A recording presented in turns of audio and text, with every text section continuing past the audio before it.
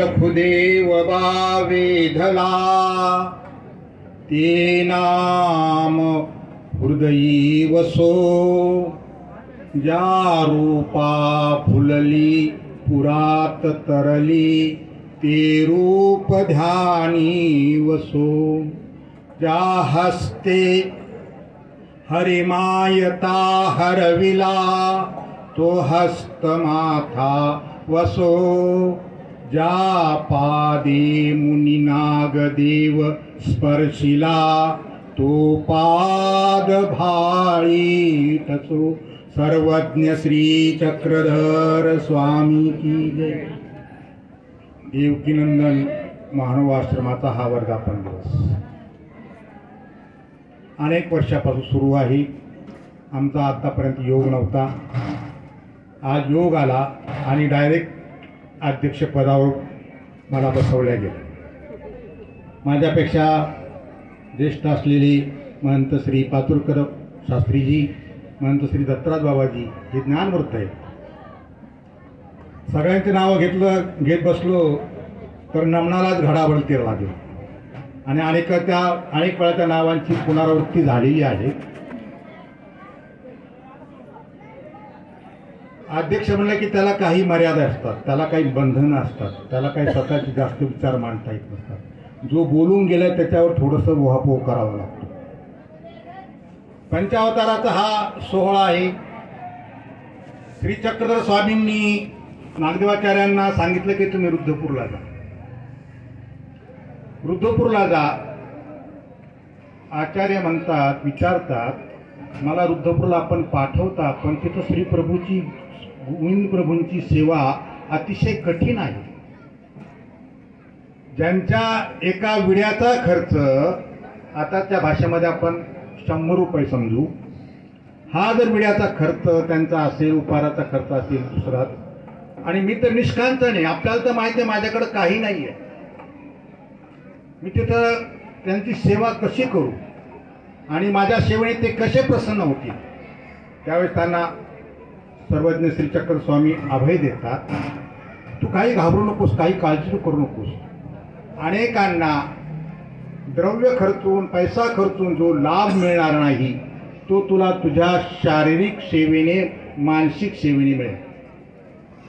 म्हणजे आपल्याकडे द्रव्य नसेल तर हरकत नाहीये, परंतु आपल्या मनामध्ये आपलं शरीर जर धष्टपुष्ट असेल, काम करण्यास जागा असेल, जसं आमच्या विद्याधरांनी सांगितले की त्या सर्वज्ञांनी त्या ब्राह्मणाच्या गायी राखल्या। शारीरिक श्रम तिथं स्वामींनी स्वतः केलेले, भक्तांकडून ते सुद्धा करते। ते का त्या जीवांच्या पाप कर्मांचा नाश व्हावा म्हणून धाविती पविती गरे दरकुटे बुजविती झुंजविती असे अनेक प्रकारच्या त्या गोष्टी भक्तांकडून करून घेतलं होतं, का की त्यांच्या पाप कर्माचं क्षालन व्हावं म्हणून। आमच्याकडे पैसा नसेल तर आम्ही पंचावतार करू शकणार नाही, आमच्याकडे पैसा नसेल तर आम्ही दान दक्षिणा देऊ शकणार नाहीये, परंतु आमच्याकडे मानसिक शक्ती असेल, करण्याची इच्छा असेल, माझ्याकडून हे व्हावं अशी इच्छा असेल तर परमेश्वर अवश्य त्या गोष्टीची सहाय्य।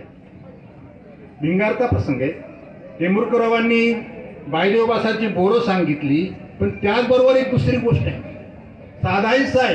केळी पिंपळगावला स्वामींनी त्यांना सांगितलं तुम्ही सरळ भिंगारला जा, आम्ही अरण्य ग्राम मार्गे असं भिंगारला येतो, तिथं आपली भेट होईल। त्यावेळेस तुम्ही काय करा, तुम्हाला आम्ही शब्द दिलेला आहे की तुमचं पर्व चरितार्थ करू, तुमचं जे काही आम्हाला देणं आहे, आमच्या भेटीचं तुम्हाला जे पुण्य तुम्हाला लागणार ते आमच्याकडे देणं आहे, आम्ही ते तुम्हाला पूर्ण करून देऊ। आता स्वामींना भेटायचंय। हिंदू धर्मामध्ये शास्त्रामध्ये सांगितलेलं आहे की रिक्त हस्ते न पश्चेत राजा देव गुरु स्त्रिया। राजाला नजराणा द्यावा लागतो, गुरुला दक्षिणा द्यावी लागते, आणि अनेक बाहेर गेल्यानंतर काही दिवस राहिल्यानंतर तिकडून जर रिकाम्या हाताने घरी आला तर बायको काय चांगला चेहऱ्यांचं स्वागत करणे। इतके दिवस तिकडं राहिले, काय केलं माझ्यासाठी तुम्ही काय आणलं म्हणून बायकोला सुद्धा काहीतरी आणावं लागतं, म्हणून सांगते की रिक्त हस्ते न पश्चित राजा देव गुरु स्त्रिया। ही झाली व्यावहारिक गोष्ट, पण ज्याच्याकडे काहीच नाहीये त्याचाही सुद्धा परमेश्वर सुदामाच्या पोह्याप्रमाणे स्वीकार करतात. अक्षय तृतीयेचा सण आहे. अक्षय तृतीयेला वाण द्यावे लागतात. तुम्हाला माहित आहे की वाण देणं आणि वाण घेणं हे काही सोपं नसतंय. दिलेलं वाण ते परत करावं लागत असतं. महाभारतामध्ये कथा येते की दुर्योधनाची माता धृतराष्ट्राची पत्नी गांधारी तिने वाण दिलं. कोणाला दिलं? कुंतीला दिलं. कुंती कशी आहे? परस्वाधीन आहे.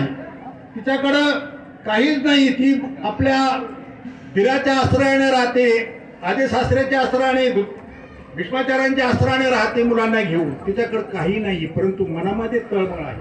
मनामध्ये तळमळ असल्यामुळं ती भीमाला म्हणते, अरे मला वाण दिलंय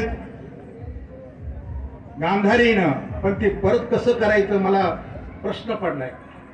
त्यावेळी ती भीम काय करतो? स्वर्गामध्ये जातो. स्वर्गाचा इंद्राचा ऐरावत घेऊन येतो आपल्या सामर्थ्यानं आणि आपल्या आईची मनोकामना पूर्ण करतो. कुंती माता ही त्या हत्तीवर बसून वाण वाटते ऐरावतावर. तसं अक्षय तृतीयेचा सण आहे. वाण देताना बाळ सगळं बसलेलं आहे. देत आहे स्वामींना, कोणी दक्षिणा देत आहेत, कोणी काही देत आहेत. तिथं लामायसा नावाची एक बाई बसलेली आहे. ती अशी कोपऱ्यामध्ये फिरमुसलेला चेहरा करून बसलेली आहे. हे पाहते ती सगळं स्वामींची पूजा करतायत, वाण देत आहेत. माझ्याकडचं काहीच नाही. त्यावेळेस स्वामी म्हणतात, बाई सगळ्यांनी आम्हाला दिलंय, वाण दिलंय, तुम्ही काय देत नाही? म्हणजे माझ्याकडे काहीच नाही. तुम्ही असं तुमच्याकडे काही नाही असं म्हणू नका. तुमच्याकडे काही नाही असं म्हणू नका. ही घागर घ्या, गंगेच्या मध्यभागी जा, गोदावरीच्या घागर चांगल्या पाण्याने विसळा, धुवा 2-3 वेळा. ती घागर भरून आणा आणि आम्हाला दान करा. आम्हाला दान करा. त्याप्रमाणे ती करती. आणि शास्त्रामध्ये सांगितलंय की, तत्वज्ञानामध्ये सांगितले की लहामायसाची अक्षय तृतीया साजरी की. तिथं वाण स्वीकारलाय ते पाण्याच्या रूपानं. ही आज आपण पंचावताराचे पदार्थ करतो. आमच्या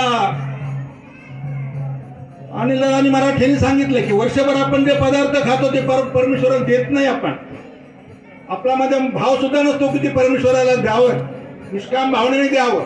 कारण भावना या 9 प्रकारच्या सांगितलेल्या आहेत. धर्म, अभिमान, दाक्षिण्य, स्नेहकार्य, भयाव, उपकार, अनुकंपा, अभश्यती नव येतो. आम्ही कार्य करतो, लग्न कार्य असेल, वास्तुशांती असेल, श्राद्ध असेल, पुण्य लागावं म्हणून लागा असेल,